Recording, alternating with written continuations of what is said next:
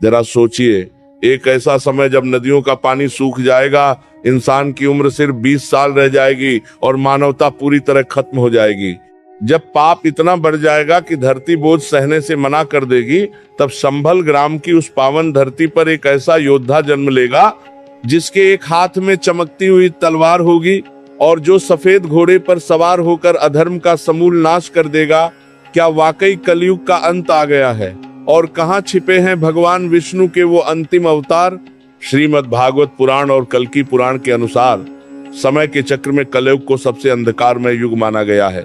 जैसे जैसे कलयुग आगे बढ़ेगा, धर्म, सत्य, पवित्रता और क्षमा का लोप होने लगेगा। शास्त्रों में लिखा है कि कलयुग के अंत में मनुष्य की बुद्धि इतनी भ्रष्ट हो जाएगी कि वह केवल अपने स्वार्थ के लिए अपनों का ही रक्त बहाएगा। लोग नास्तिक हो जाएंगे और धर्म के नाम पर पाखंड का बोलबाला होगा।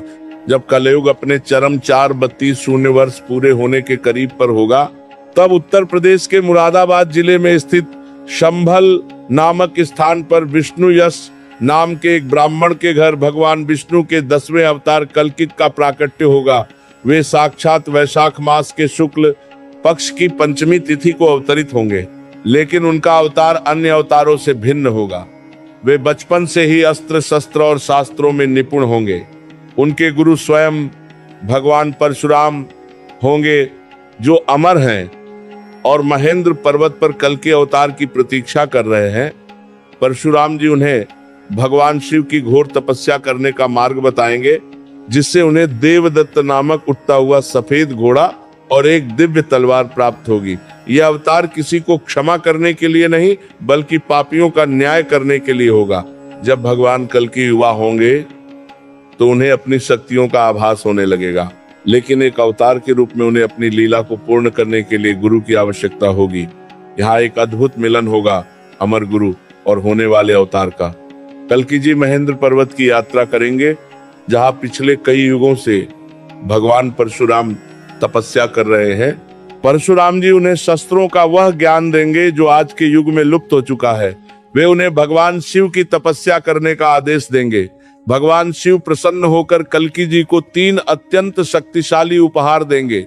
देवदत्त, एक दिव्य सफेद घोड़ा जो बिजली की गति से दौड़ सकेगा और आसमान में भी उड़ने में सक्षम होगा।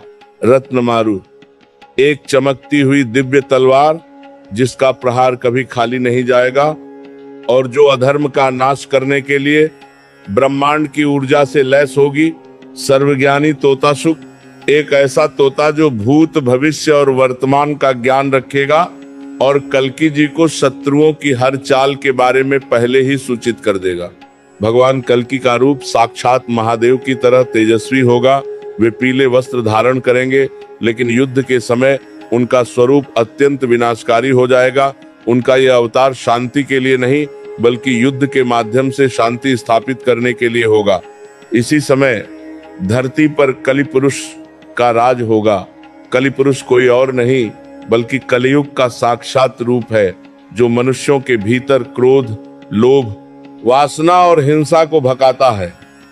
कलि पुरुष का साम्राज्य झूठ और धोखे पर टिका होगा, और जब कल्कि अपने सफेद घोड़े पर सवार होकर निकलेंगे तो वह टक्कर इतिहास की सबसे बड़ी टक्कर होगी। यह युद्ध किसी 2 देशों का नहीं, बल्कि साक्षात धर्म और अधर्म के अंतिम रूप का होगा। क्या आपने कभी सोचा है कि पुराणों में हजारों साल पहले कलयुग के अंत की जो निशानियां लिखी गई थीं, क्या वे आज सच हो रही हैं? शास्त्रों में लिखा है कि एक समय ऐसा आएगा जब इंसान की लंबाई घट जाएगी, नदियां रास्ता बदल लेंगी और धर्म सिर्फ किताबों तक सीमित रह जाएगा। आज के दौर की इन 5 बड़ी भविष्यवाणियों को देखिए, जो चीख चीख कर कह रही हैं कि भगवान कल्कि के आने का समय अब दूर नहीं है।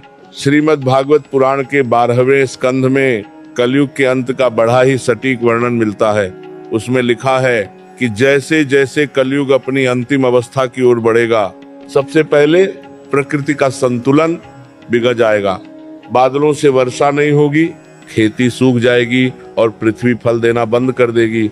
नदियां अपने जल स्तर को खो देंगी और पवित्र नदियां जैसे गंगा वापस स्वर्ग की ओर प्रस्थान कर जाएंगी। दूसरा सबसे बड़ा लक्षण होगा मानवीय पतन। ग्रंथों के अनुसार कलयुग के अंत में मनुष्य की अधिकतम आयु केवल 20 से 30 वर्ष रह जाएगी। 5-6 साल की उम्र में ही कन्याएं गर्भवती होने लगेंगी। लोग केवल धन के लिए एक दूसरे की हत्या करेंगे। जिस व्यक्ति के पास जितना अधिक छल कपट और धन होगा, समाज में उसे उतना ही बड़ा विद्वान और कुलीन माना जाएगा। विवाह जैसी पवित्र संस्था केवल एक समझौता बनकर रह जाएगी। तीसरा लक्षण है अकाल और भूखमरी। जब धरती अन्न पैदा करना बंद कर देगी, तब इंसान ही इंसान का मांस खाने को मजबूर हो जाएगा। शास्त्रों में इसे हाहाकार का समय कहा गया है। लोग गुफाओं और पहाड़ों में छिपकर रहने लगेंगे, क्योंकि शहरों में केवल अपराध और हिंसा का राज होगा। चौथा लक्षण है शासकों का अत्याचार। जो लोग देश और समाज की रक्षा के लिए चुने जाएंगे, वे ही जनता का भक्षण करने लगेंगे। कर तक का बोझ इतना बढ़ जाएगा कि आम आदमी अपना जीवन जीने की इच्छा खो देगा।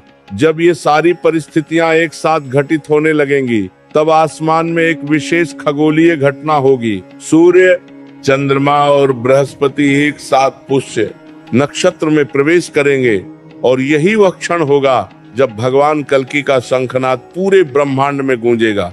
नैतिकता का पतन ही विनाश का द्वार है। कलयुग की ये निशानियां हमें डराने के लिए नहीं, बल्कि चेतावनी देने के लिए हैं। ये भाग हमें सिखाता है कि जब हम अपने मूल्यों, परिवार और मर्यादाओं को भूलकर केवल भौतिक सुखों के पीछे भागते हैं, तो हम अनजाने में अपने ही विनाश का मार्ग प्रशस्त कर रहे होते हैं।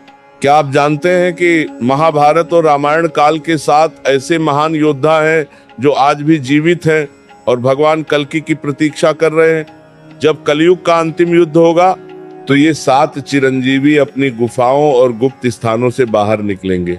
सोचिए, जब हनुमान जी की शक्ति, परशुराम का क्रोध और अश्वत्थामा का पश्चाताप एक साथ भगवान कल्कि के पीछे खड़ा होगा, तो अधर्म का क्या हश्र होगा। शास्त्रों के अनुसार भगवान कल्कि इस युद्ध में अकेले नहीं होंगे। वे अपनी सेना का गठन करेंगे, जिसमें मुख्य भूमिका उन 7 चिरंजीवियों की होगी जिन्हें अमरता का वरदान प्राप्त है। सबसे पहले उनके साथ होंगे उनके गुरु भगवान परशुराम, जो उन्हें ब्रह्मास्त्र और अन्य दिव्य अस्त्रों का संचालन सिखाएंगे।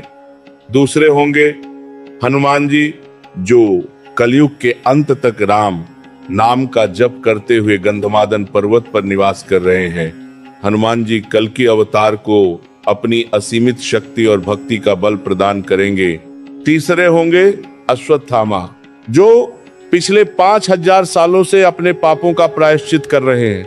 कहा जाता है कि कलयुग के अंत में कल्कि अवतार उन्हें उनके श्राप से मुक्ति दिलाएंगे और अश्वत्थामा अपनी पूरी शक्ति से धर्म की स्थापना में सहयोग करेंगे। इनके साथ ही कृपाचार्य, ऋषिव्यास, विभीषण और राजा बलि भी इस धर्म युद्ध में भगवान कल्कि के सेनापति और मार्गदर्शक की भूमिका निभाएंगे। कल्कि पुराण के अनुसार भगवान कल्कि का विवाह सिंहल द्वीप की राजकुमारी पद्मावती, जो साक्षात माता लक्ष्मी का रूप होंगी, से होगा, लेकिन उनका गृहस्थ जीवन केवल धर्म की तैयारी के लिए होगा।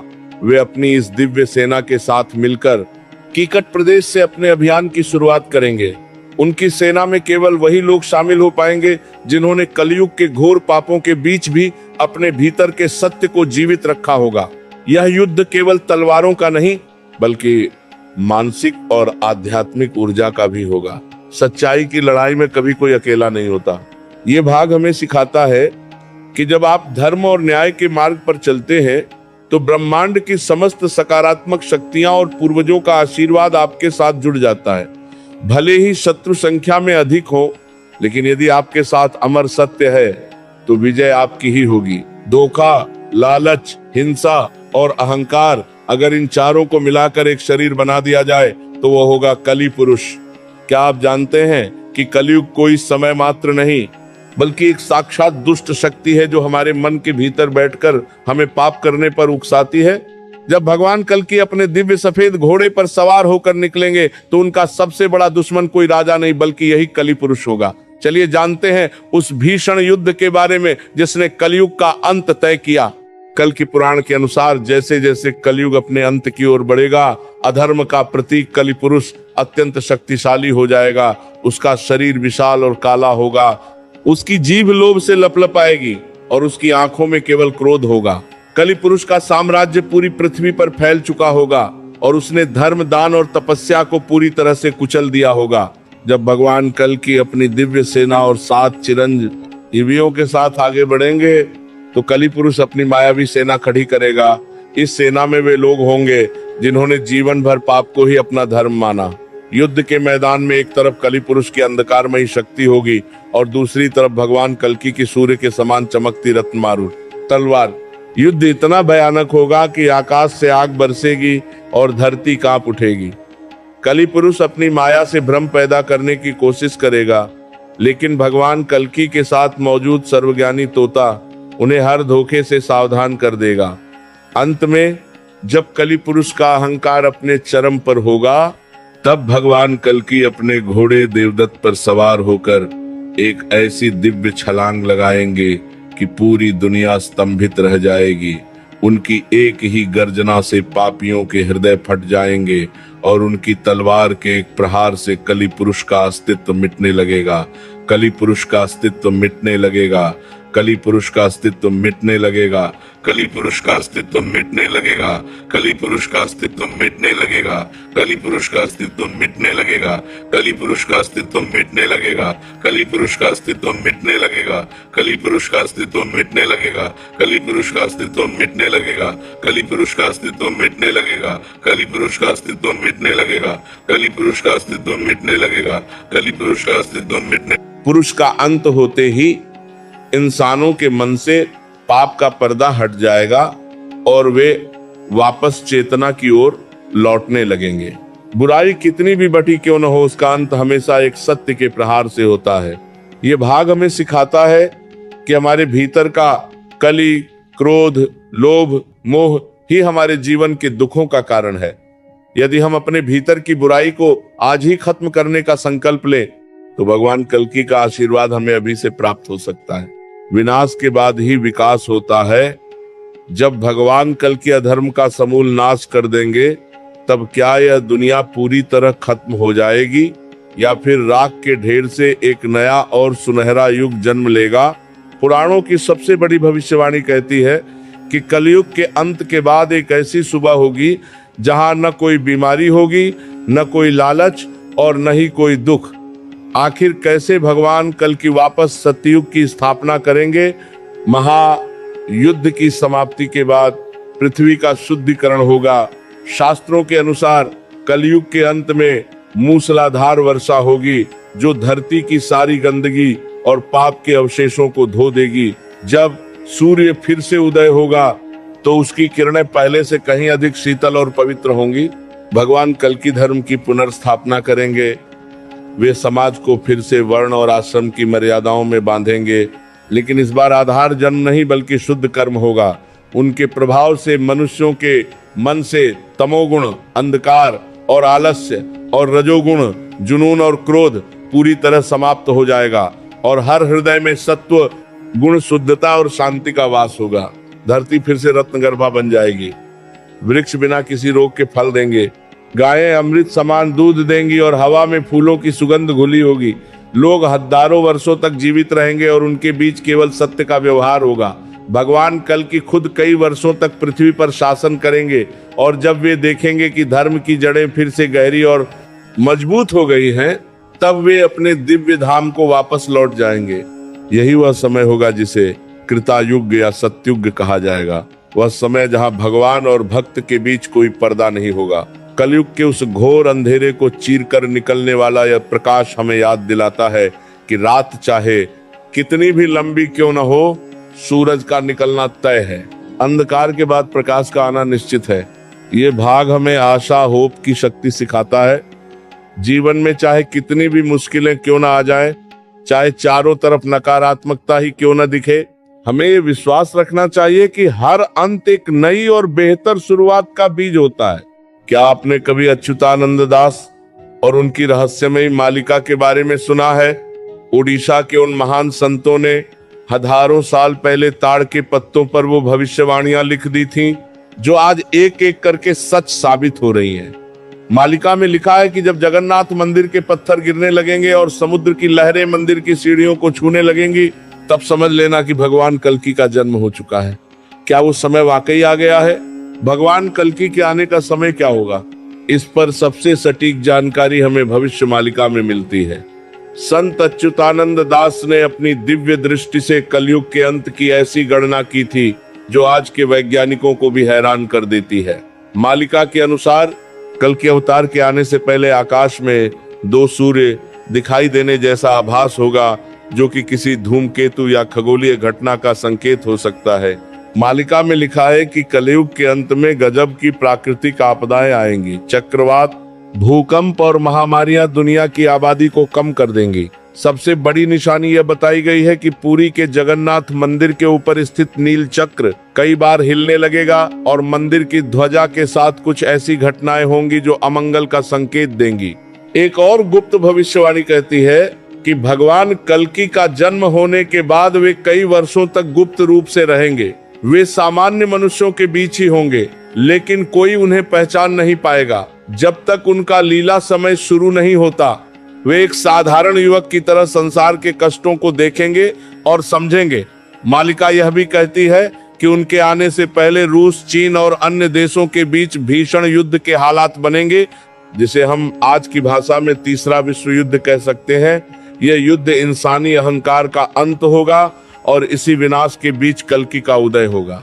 आने वाले संकट की चेतावनी केवल सजग लोगों को ही सुनाई देती है। ये भाग हमें सिखाता है कि हमें अपने आसपास हो रहे बदलावों और प्रकृति के संकेतों के प्रति सचेत रहना चाहिए। भविष्यवाणियां हमें डराने के लिए नहीं, बल्कि हमें आध्यात्मिक रूप से तैयार करने और अपने कर्मों को सुधारने का अवसर देने के लिए होती हैं। क्या आप जानते हैं कि अवतार लेने के तुरंत बाद ही भगवान कल्कि युद्ध शुरू नहीं कर देंगे? शास्त्रों में एक बहुत ही रहस्यमय समय का वर्णन है, जिसे अज्ञातवास कहा गया है।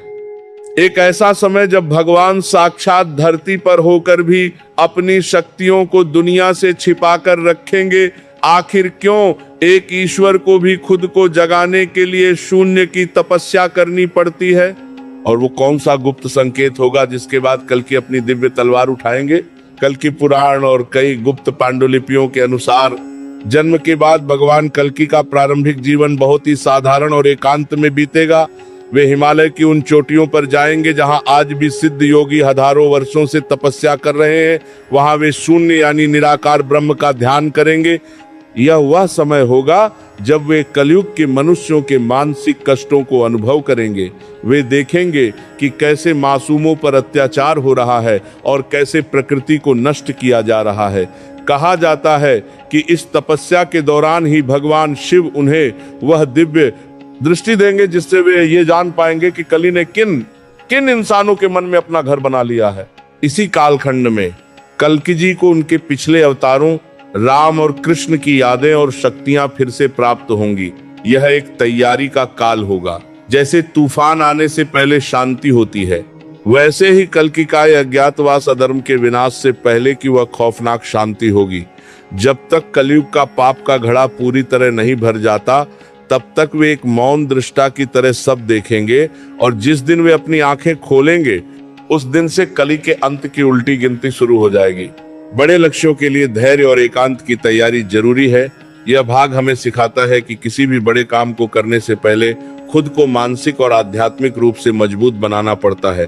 जल्दबाजी में की गई कार्यवाही सफल नहीं होती, बल्कि सही समय का इंतजार और गहरी तैयारी ही बड़ी जीत दिलाती है।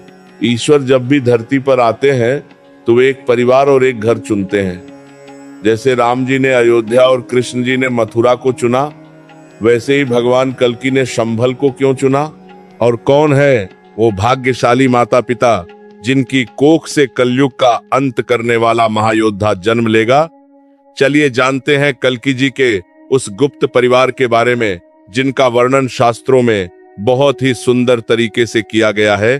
पुराणों के अनुसार भगवान कल्कि उत्तर प्रदेश के मुरादाबाद जिले के पास स्थित शंभल ग्राम में जन्म लेंगे।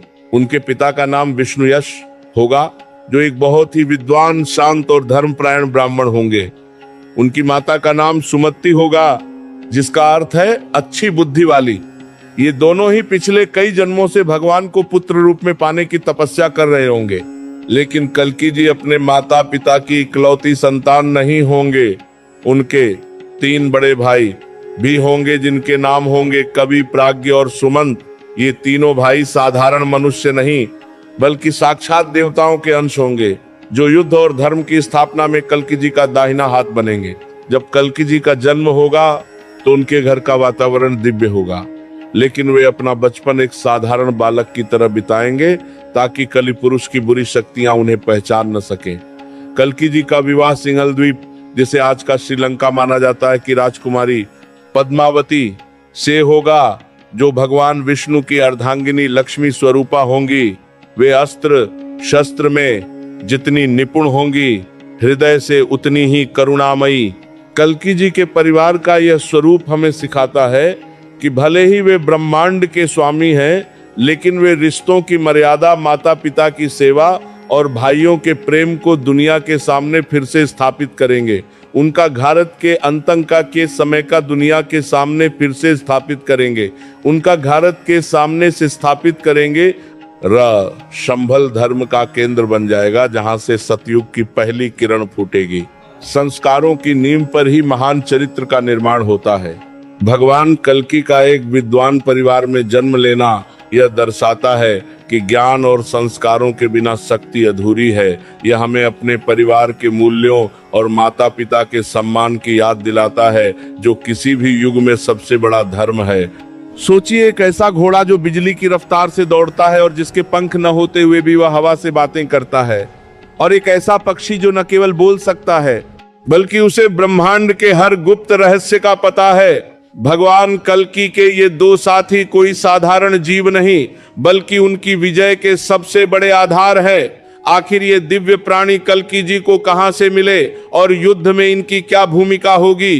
कल्कि पुराण के अनुसार जब भगवान कल्कि शिव जी की घोर तपस्या करेंगे, तब महादेव उन्हें देवदत्त नामक एक घोड़ा भेंट करेंगे। यह घोड़ा सफेद रंग का होगा, जिसकी चमक ऐसी होगी जिसे नंगी आंखों से देखना मुश्किल होगा।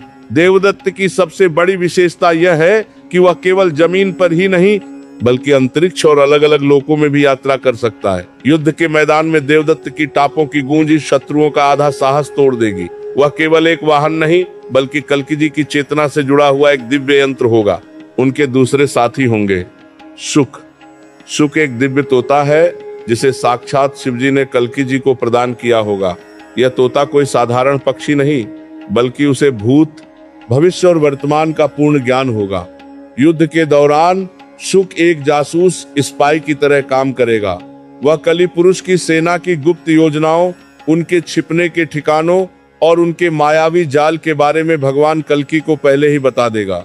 कहा जाता है कि शुक ही वह पात्र होगा जो राजकुमारी पद्मावती और भगवान कल्कि के बीच संदेशवाहक बनेगा।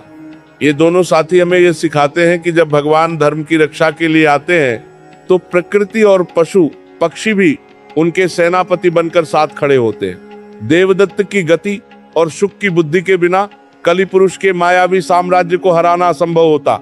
ये भाग हमें सिखाता है कि जीव जंतु और प्रकृति हमारे गुलाम नहीं, बल्कि हमारे साथी हैं। भगवान का इन पशु पक्षियों के प्रति प्रेम यह संदेश देता है कि कलयुग के अंत में वही मनुष्य सुरक्षित रहेगा जो प्रकृति और उसके जीवों का सम्मान करना जानता होगा। हजारों पन्नों की कहानियां और सदियों का इंतजार, क्या ये सब सिर्फ एक भविष्यवक्ता की कल्पना है या फिर एक कड़वा सच? भागवत पुराण कहता है कि जब पाप की घड़ा भर जाएगा, तब कल्कि का प्रकटीकरण होगा।